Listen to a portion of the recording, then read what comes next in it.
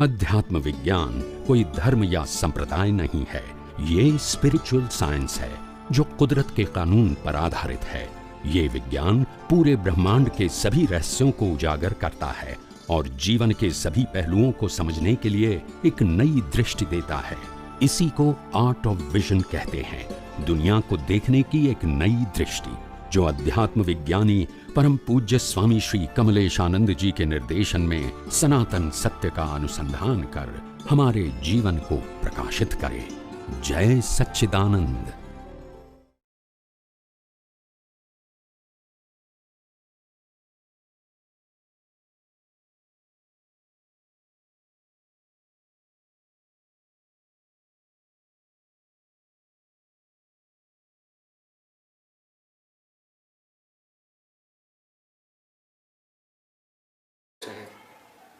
जब अलग हो गए तो कर्म चार्ज नहीं हो गए, एक हो गए तो कर्म चार्ज हो गए।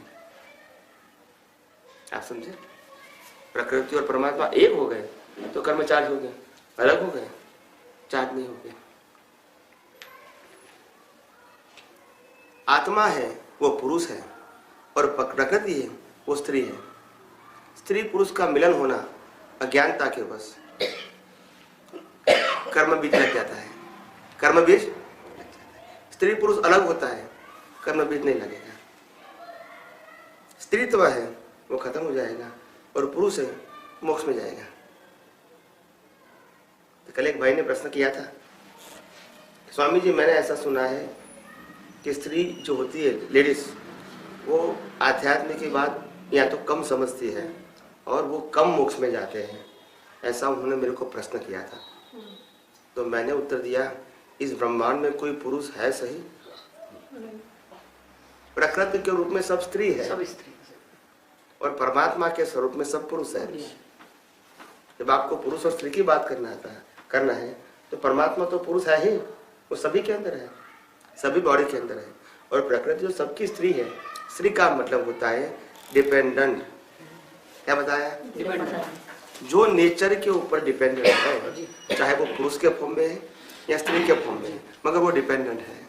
इसीलिए वो स्त्रीलिंग है। प्रकृति कैसी और परमात्मा कैसा। कैसी का मतलब होता है स्त्रीलिंग, कैसा का मतलब होता है पुल्लिंग। तो प्रकृति सबकी स्त्रीलिंग है क्योंकि डिपेंडेंट है, स्वतंत्र नहीं है। आप समझे ना? और परमात्मा कैसा है? स्वतंत्र। तो ये तो दृष्टि का भेद है। क्या है? दृष्टि का भेद। ज्ञान में भेद नहीं। व्यवहार में एक मर्यादा हो सकती है, उसमें मना नहीं करते हैं। ज्ञान में ये मर्यादा नहीं है। ज्ञान का मतलब होता है प्राकृतिक भाव से ऊपर उठो। क्या बताया? प्राकृतिक भाव से ऊपर उठो, वो ज्ञान है। और प्राकृतिक भाव में रहो, वो व्यवहार है। तो व्यवहार में तो अंतर रहेगा। क्या बताया? अंतर रहेगा, जुदाई रहेगी, व्यवहार में तो रहेगी, ज्ञान में नहीं है। नहीं, ये समझ में आया?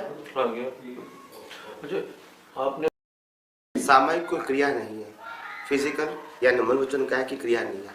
सामायिक का मतलब होता है ज्ञान का उपयोग करना। क्या है? ज्ञान का उपयोग करना। सम वत्ता आयिक, उसका नाम है सामायिक। सम वत्ता आयिक, उसका नाम है सामायिक।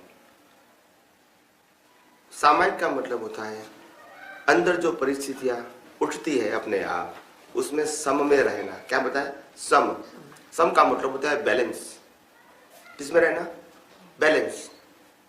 न राग करने का न द्वेष करने का। तो सम में रहना वो सामायिक है। और सम से ऊपर है वो शुद्ध है। क्या है? सम वो प्रयोग के रूप में है। क्या है? और शुद्ध स्वभाव के रूप में है। क्या है? शुद्ध स्वभाव है और सम प्रयोग है, पुरुषार्थ है। तो सम भाव वो पुरुषार्थ हो गया। क्या हो गया? और शुद्ध आत्मा वो स्वभाव हो गया। क्या हो गया? वो पुरुषार्थ नहीं है, स्वभाव है। फाइलें होती है तो पुरुषार्थ की जरूरत है, फाइल नहीं है तो स्वभाव की जरूरत है। नहीं समझ में आया? आया कि नहीं आया? जब फाइलें हैं तो पुरुषार्थ की जरूरत है, इसलिए संभाव में रहना है। रिलेटिव, रियल, व्यवस्थित और संभाव। फाइल नहीं है तो कारण है स्वभाव।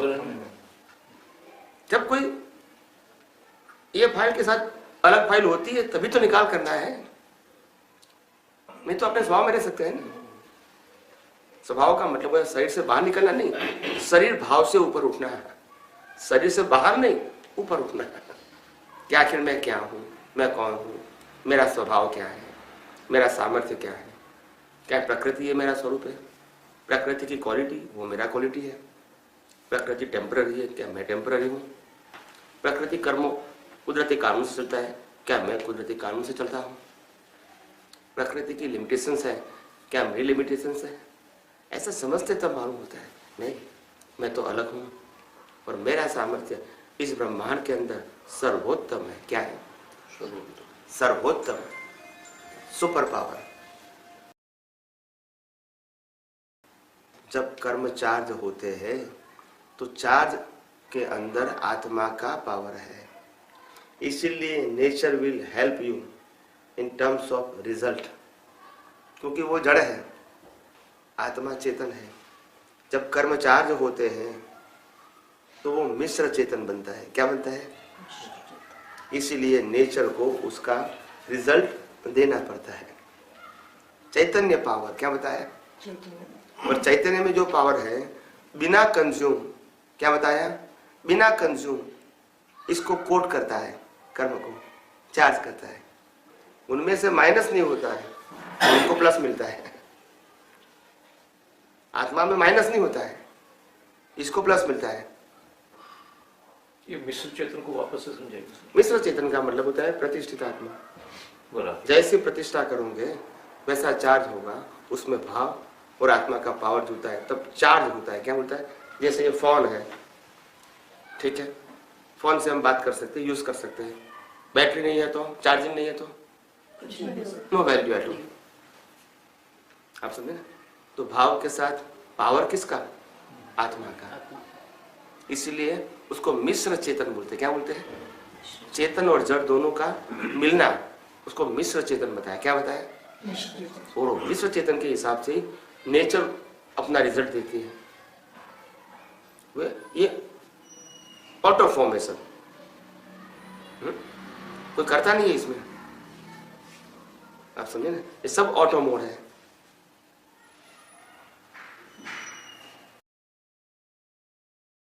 इनफाइनाइट का मतलब the word is not related to quantity. Infinite का मतलब होता है word is related to quality. आप समझे? अनंत का मतलब क्वांटिटी नहीं है, क्वालिटी है। क्या है? क्वांटिटी नहीं है। मैं अनंत ज्ञान वाला हूं, उसका मतलब पूरे ब्रह्मांड के शाब्दिक ज्ञान का जो एक क्या बोलते हैं उसको, नहीं सार नहीं, पूरे ब्रह्मांड का जो ज्ञान है उनका टोटल नहीं, वो अनंत ज्ञान नहीं। मगर जो ब्रह्मांड का जो ज्ञान है, ब्रह्मांड के ज्ञान का जो अनुभव है, वो मेरे को खींच नहीं सके, हिला नहीं सके, ऐसा मैं अनंत ज्ञान वाला हूँ। यानी मेरा ज्ञान क्वालिटी के रूप में है, क्वांटिटी के रूप में नहीं है। इस ब्रह्मांड में जो क्वांटिटी के रूप में होता है वो नॉलेज होता है। क्या होता है? नॉलेज होता है, वो ज्ञान नहीं। ज्ञान हमेशा संक्षिप्त होता है। क्या होता है? सूक्ष्म होता है, वास्ट नहीं होता है। उनकी रेडियस बड़ी होती है, वो सूक्ष्म होता है। बताया था ना सुबह, आत्मा आकाश जैसा सूक्ष्म है, तो बताया था ऐसा है। उनका रेडियस बड़ा होता है, वो बड़ा नहीं है।